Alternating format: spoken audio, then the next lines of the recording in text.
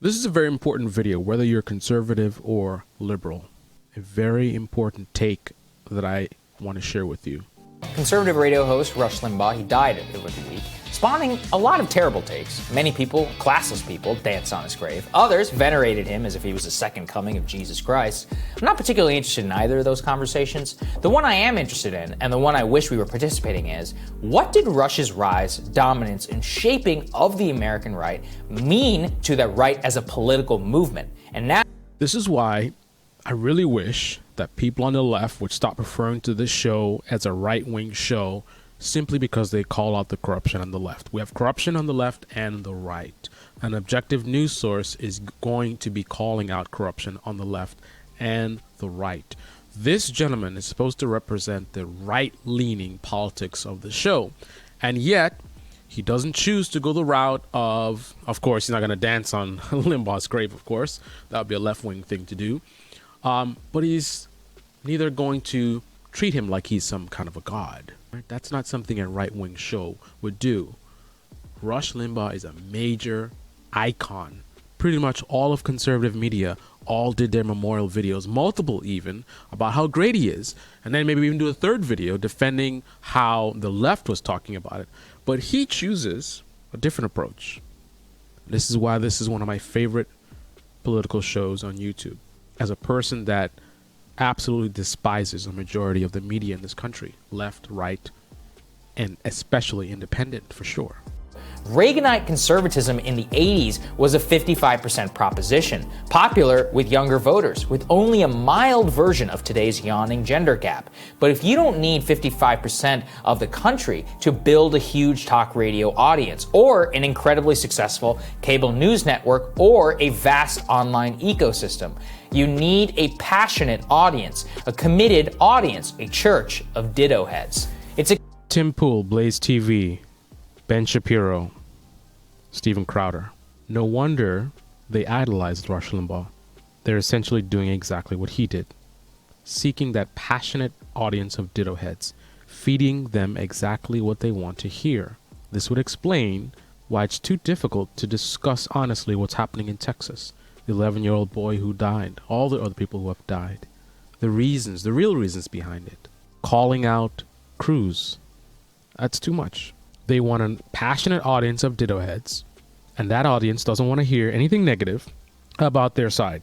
So you take an event like this, and you make it all about wind turbines.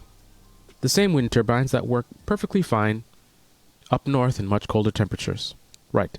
It's a cliche on the internet today to say, if you want to make real money, don't go big, go niche. Get 1,000 or even 100 true fans. That's a great business model, which Rush embraced at the time. But the problem is that it's not a good political strategy. Ross again nails this dynamic, pointing to how Roger Ailes essentially took Rush Limbaugh's show and put it on TV in the form of Fox. And from there, many Republican politicians began to take their cue and realize the way to win an election in a deep red district was to be beloved by the right, and it's an easy way to become a celebrity. This insular dynamic, more than anything else, changed everything about the right. As Ross writes, quote, as conservatism, Inc. became more of a world unto itself. Echo chamber, similar to the liberal echo chamber, but much, much more severe, much more reminiscent of communist China or North Korea, as far as propaganda goes. Not the other stuff, of course. Not yet. It sealed out bad news for conservative governance, contributed to debacles that doomed Republican presidents. Sealed out bad news for conservative governance. For example, people having to pay $3,000 for their heating bill, and Blaze TV, Tim Pool, Steven Crowder, Ben Shapiro, not even willing to have a discussion about it. They don't have to even agree with it. They could justify it and say, well, hey, it's a bad situation, but these things are really rare. I still think that deregulation is the way to go. Not even willing to have that conversation. Let's pretend it didn't happen. Let's not talk about the real reason why Texas is in a blackout. Let's push these nonsensical conspiracy theories about wind turbines, right? Because we have to protect the right at all costs. We cannot make Republicans look bad. We're not even willing to use our millions of subscribers to raise money to help them. And we're not even willing to thank AOC, who raised $5 million to help the very viewers of these programs. Do you understand this? AOC raised $5 million to help people who listen to and support and made these people elites, millionaires. Millions of dollars have been made by the people who are dying and starving in Texas. Yet conservative media is not even willing to help them. I've been tracking their social media accounts. They don't even want to talk about what's happening in Texas. All they want to talk about is wind turbines. They would see their very own audience die and starve before they would compromise their business model. Iraq for George W. Bush, COVID for Donald Trump. These debacles helped make conservatism less popular, closer to a 45% than a 55% proposition in presidential races. A blocking coalition, but not a governing one. And this, in turn, made the right's passionate core feel more culturally besieged, more desperate for safe spaces, where liberal perfidy was taken for granted and the most important reasons for conservative defeats were never entertained. The most important reasons for conservative defeats were never entertained.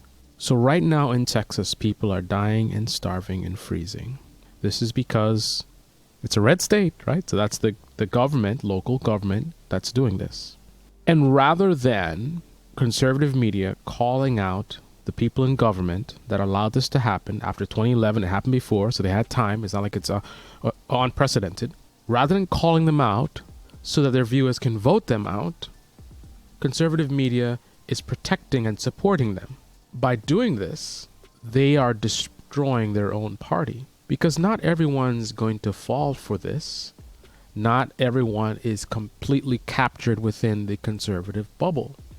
There are people on the margins who are observing, who see what's happening, who see AOC helping $5 million, who see conservative media not even willing to talk about it, who see Cruz going to Cancun. And during the next election, these people will remember this, and this amounts to lost votes. They just lost the presidency. They just lost the Senate. And right now, more of the same type of things that are chipping away at the Republican base, chipping away at the conservative base. It's happening right now. The destruction of their own party. And conservative media, inspired by Rush Limbaugh, are the architects of the destruction of their own political ideology. Kamikaze MCs. Blaze TV, Steven Crowder, Ben Shapiro. Sound familiar? After 9/11, this ecosystem is what vociferously beat the drum for the war in Iraq. But worse, well after the invasion, when it was clear the entire thing was a disaster, this ecosystem is what defended President Bush as some sort of hero and smeared the many early dissenters of the war as unpatriotic. Sound familiar? Cruz abandons his people, which, more important than the optics, is what it meant. That represented how he was not a man of the people, didn't care about the people, was not worthy of the position and great wealth that he has gotten. But rather than let that message come out so he can be purged, conservative media protects him. What was he supposed to do? Unfreeze the pipes? Says Ben Shapiro, a person who, like most of these folks, pretends to not like the Republican Party. They so not like it that they refuse to produce content exposing why they don't like the Republican Party. Instead, in the middle of a massive, embarrassing third world tragedy happening in a red state, conservative media is acting like a public relations group for the Republican Party. Protect the swamp at all costs. That's their job. Do it well, and you will be rewarded. One has to wonder how much money has changed hands between the Republican Party and conservative media. I mean, when you have people like Steven Crowder having a swamp creature like drunk Rudy Giuliani on his program, Matt Gaetz on his program, one has to really wonder what's really going on in conservative media. I was becoming politically aware at this time. I can tell you, even as late as 2006, when Iraq was basically descended into all-out civil war, even among the Republican faithful, it was not okay to say anything about how much of a disaster that it was. Or look at today's politics. Trump himself is the perfect embodiment of a lot of this. He won the presidency by the hair of his teeth, a feat unmatched by Mitt Romney or John McCain, certainly, but still, he lost the popular vote in 2016. The response was not, oh wow, we barely won, we should probably figure out how to win more. It was 3 million people illegally voted. Okay, that's not a problem when it's just one guy who says this. But of course, people came out of the woodwork to try and prove it, and it became an article of unchallenged faith in conservative media. Then it manifested itself even worse during Stop the Steal.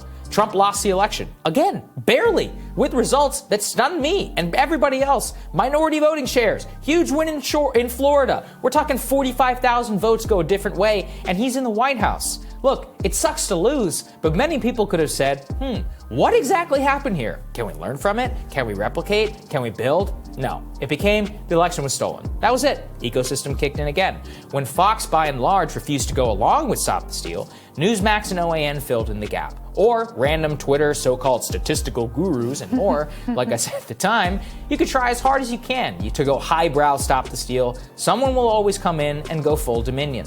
As Ross describes the conservative ecosystem and its evangelists today in relation to figures like Reagan and Buckley, he writes, quote, in its place today is a fantasy politics, a dream politic, that's fed by a deep feeling of grievance and dispossession. Part of this feeling is justified, insofar as liberalism really has consolidated cultural power everywhere outside of conservatism, Inc.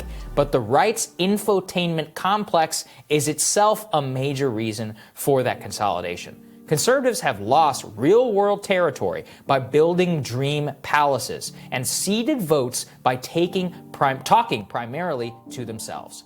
This is the Debate Me channel. Debate me in the comment section below. Click on the like button, subscribe, smash that bell. Be well. I want to hear your thoughts below. Please go over to the Hill and watch the rest of that video. It's an awesome video.